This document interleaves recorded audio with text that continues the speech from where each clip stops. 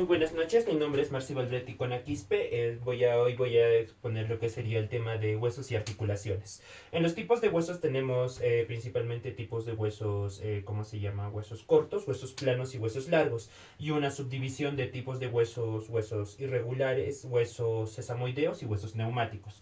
En los huesos largos predomina lo que vendría a ser la longitud sobre su anchura y espesor. En lo que respecta a los huesos planos, que están como por ejemplo el esternón o las costillas, predominan la longitud y anchura sobre el espesor. En lo que respecta a los huesos cortos, son tridimensionalmente del mismo tamaño, entonces son como cubitos parecidos. Ahora, en los huesos irregulares, como su mismo nombre lo dice, tienen forma irregular. En los huesos neumáticos presentan como cavidades de aire ahí adentro de los huesos.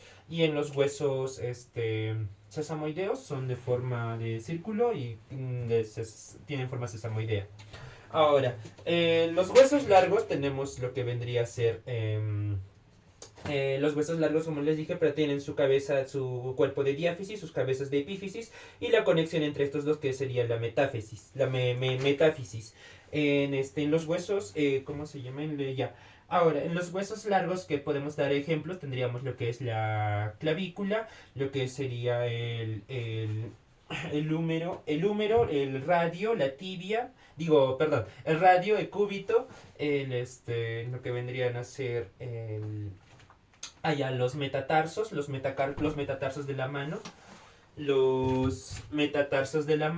las falanges de la mano, los metacarpos del pie y los metacarpos del pie y las falanges del pie, tanto distales como proximales. Pese a que las falanges distales sean un poco pequeñitas y se puedan confundir como huesos cortos, no tienen su epífisis y su diáfisis también, entonces entra en la clasificación de lo que vendrían a ser huesos largos. Ahora, en los huesos cortos son tridimensionalmente del mismo tamaño más o menos, son como cubitos y principalmente dentro de estas entran los tarsos y los carpos del pie. Dentro de los tarsos está el esfenoides, el semilunar, el piramidal, el pisiforme, el trapezoide, trapecio, grande y ganchoso. En los del tarso tenemos como ejemplo el astrágalo y todos los huesos de estos que vayan a comprender lo que son el tarso. Los huesos que vendrían a ser ahora, de aparte de los cortos, los planos, tenemos varios tipos de planos. Por ejemplo, como les dije, predomina más lo que es la longitud, predomina la longitud y la anchura sobre el espesor. Entonces tenemos a las costillas, tenemos al esternón, tenemos al hueso frontal, al hueso parietal, los huesos coxales también.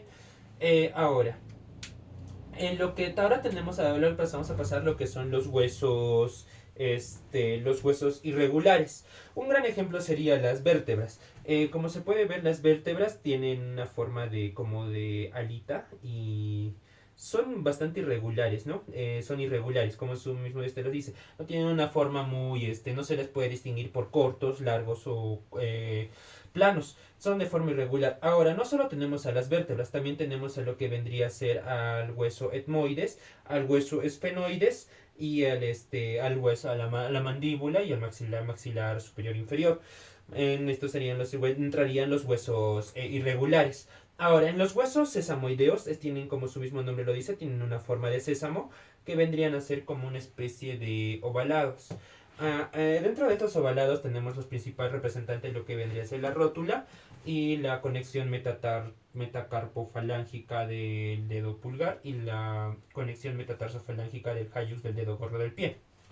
Ahora, muy bien. Después de eso también tenemos a los huesos neumáticos, como su nombre lo dice, tienen una especie de cavidad dentro de ellos donde se llena de aire dentro del hueso. Dentro de ejemplos de esto sería el mismo hueso frontal que tiene, si no me equivoco, los huesos nasales, la cavidad nasal, lo que vendría a ser su hueso neumático.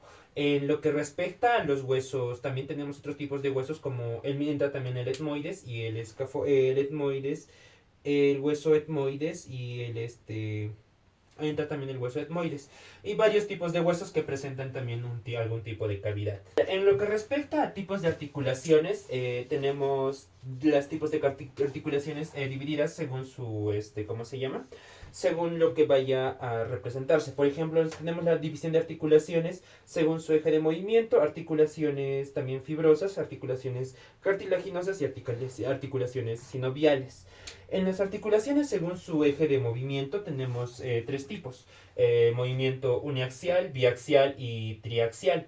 El movimiento uniaxial se hacen los movimientos en el eje, ¿cómo se llama? Lateral, donde se realizan movimientos de flexión y extensión. Un ejemplo serían las articulaciones del codo, de las rodillas y las articulaciones de las falanges, que hacen, como ve, movimientos de extensión, flexión y extensión y flexión.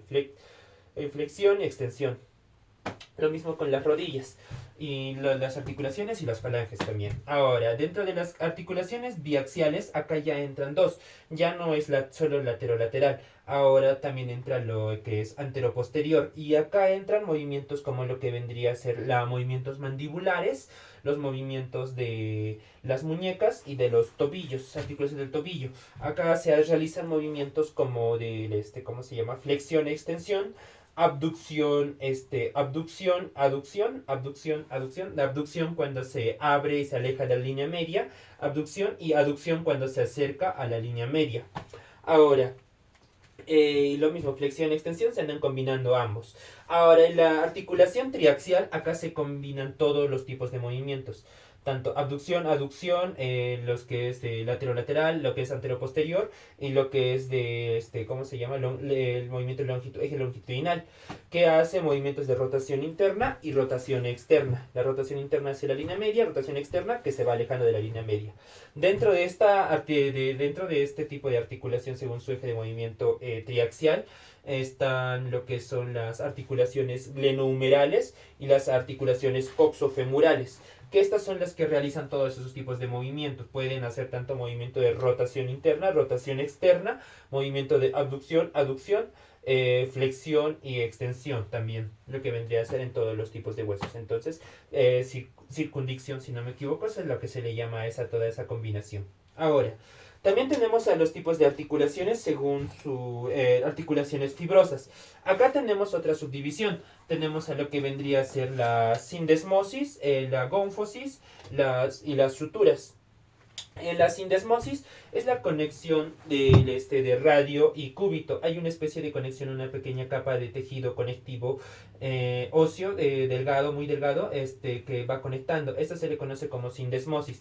Conecta especialmente lo que vendría a ser lo que es del radio con el cúbito. Hay un pequeño espacio, ese pequeño espacio se llama cartílago interóseo, si no me equivoco, que este tipo de articulación debería ser sindesmosis. Ahora, tenemos otro tipo de articulaciones también dentro de las articulaciones fibrosas o sin artrosis, ¿no? Fibrosas o sin artrosis. Muy bien. También tenemos las articulaciones, dentro de una subdivisión, lo que son las suturas.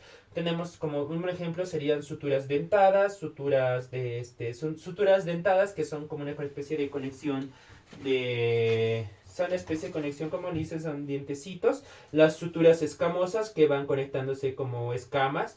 Las esquindilesis, que es la más curiosa de todos porque es como una especie de conexión larga donde se va conectando todo de acá. Algo así. La conexión lineal también, donde simplemente, como su nombre lo dice, conecta por una línea así.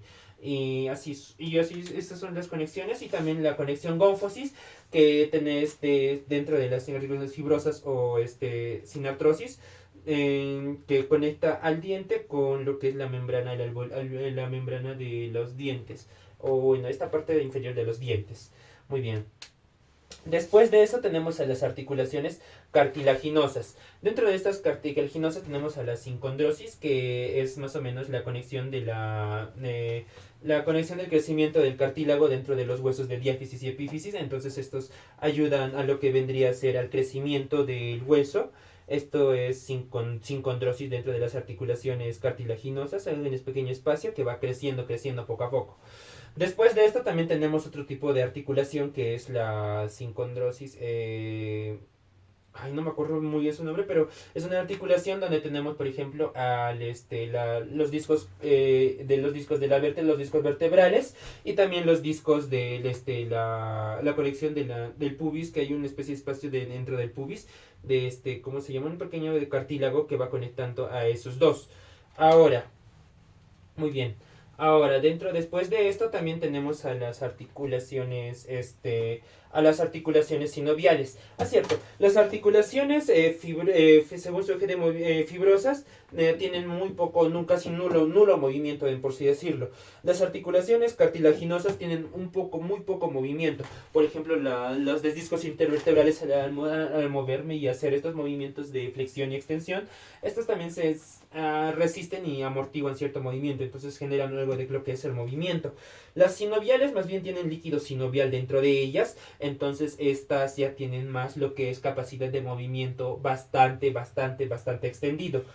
Tenemos 6 tipos de movimientos, articulaciones sinoviales, lo que es pivote. Un ejemplo de pivotes son lo que vendría a ser la conexión que hay en lo que es el radio y cúbito. Hay una pequeña, la parte más proximal de su cuerpo. Ahí tienen una conexión de tipo de pivote. También tenemos lo que es la conexión tipo bisagra, que vendrían a ser las acciones de extensión e inflexión. Las falanges hacen movimientos en bisagra. También tenemos las articulaciones ¿cómo se llama?